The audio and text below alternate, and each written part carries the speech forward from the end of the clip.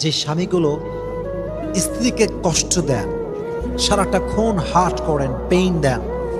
তাদের কাছে আমার বিনয়ের সঙ্গে একটা মাত্র প্রশ্ন, খুব বিনয়ের সঙ্গে প্রশ্ন করতে চাই